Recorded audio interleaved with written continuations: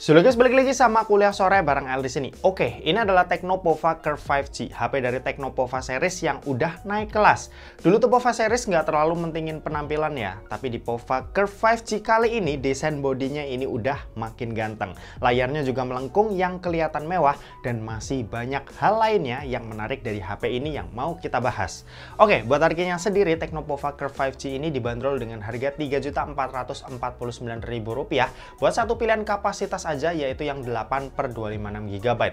Buat desain sendiri, Tecno Pova Curve 5G ini ambil desain dengan tema space yang mana ini mirip kayak Pova 7 series mereka.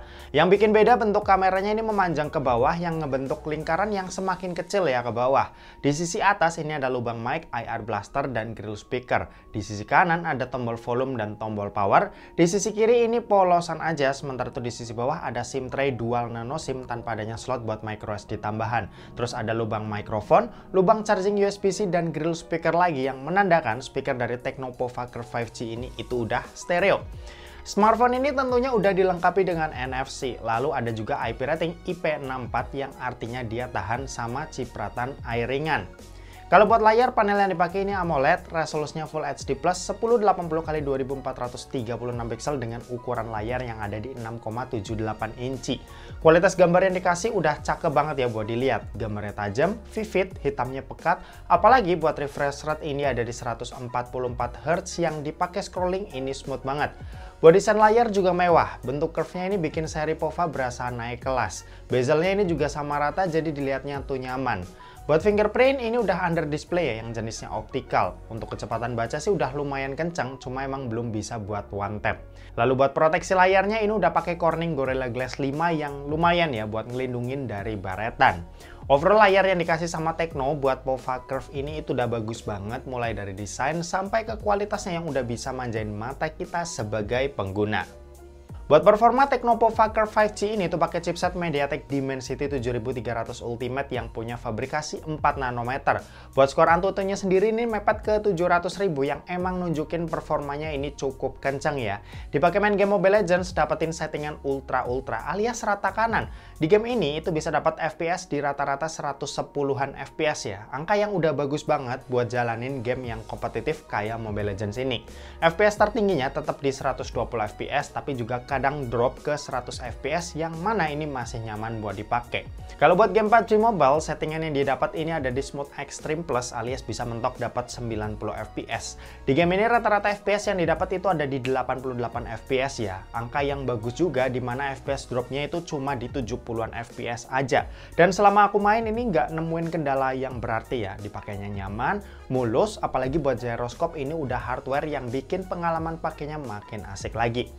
Kalau buat Genshin Impact ini aku coba di settingan lowestnya dan alhasil FPS yang didapat ini rata-rata ada di 42 FPS. Saat jalan santai 45 FPS bisa didapat dengan mudah ya, tapi pas lagi battle yang banyak efeknya FPS sedikit turun ke 35-30 FPS, jadinya tuh bikin rata-rata FPS-nya ada di 42-an.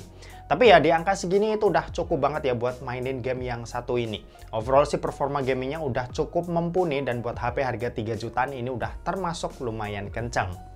Kalau buat baterai ini kapasitasnya ada di 5500 mAh. Dipakai nonton YouTube selama 1 jam, baterainya berkurang sebanyak 6%.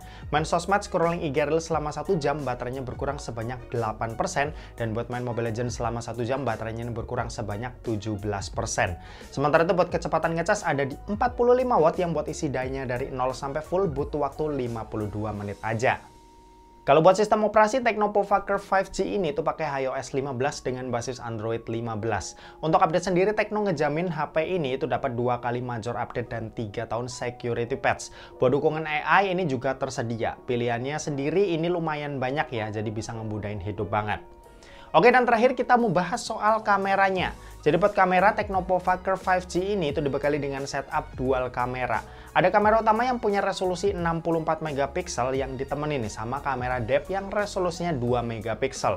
Sementara itu buat kamera di bagian depan ini resolusinya 13 megapiksel. Buat hasil jepretannya cakep ya, ini kerasa clean, detailnya juga tajam. Cuma sayang banget nih, HP ini itu belum menghadirkan lensa ultrawide. Padahal di kelasnya di harga 3 jutaan, brand-brand lain tuh nggak ngelupain lensa ultrawide. Tapi Tecno tuh kayak ngerasa ini kurang penting ya, jadinya di skip. Tapi kalau balik lagi, fokus lihat hasil jepretan foto-foto kamera utamanya, ini sih cakep ya. Buat ukuran HP 3 jutaan, hasilnya udah one of the best. Nah, sisa hasilnya kalian bisa cek aja dari hasil foto-foto dan video berikut ini.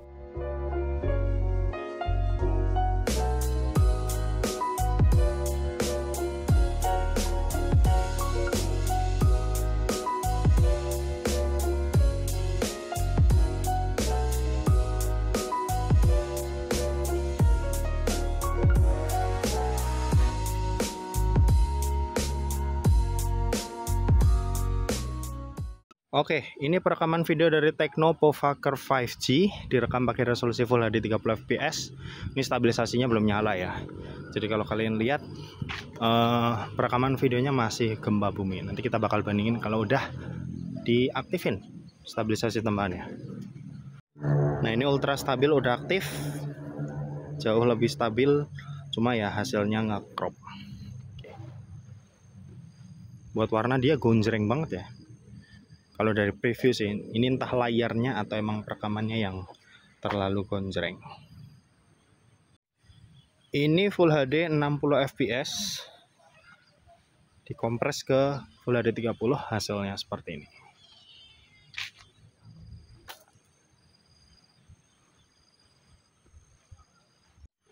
Dan terakhir ada 4K 30 fps, hasilnya seperti ini.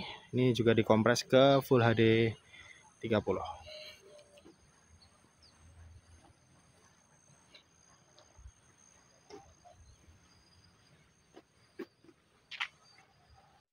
Oke, ini perekaman video kamera depan Full HD 30, belum pakai ultra stabil, jadi gambarnya masih goyang-goyang.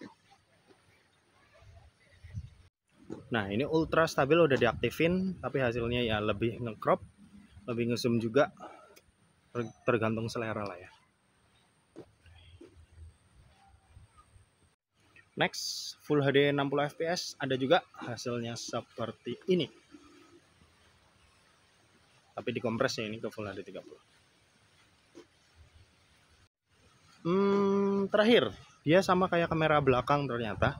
Jadi kamera depannya juga bisa 4K 30 fps, hasilnya seperti ini. Oke, gitu aja. Kita balik ke studio. Yuk.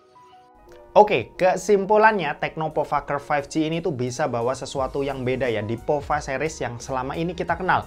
Kali ini mereka coba buat merogoh pasar HP dengan tampilan cakep, tapi juga punya performa yang kencang layaknya seri Pova yang lain. Kalau soal baterai sih emang nggak kayak Pova-Pova lainnya yang baterainya itu gede-gede. Cuma di 5500 mAh yang sebenarnya sih udah lumayan ya buat kebutuhan sehari-hari.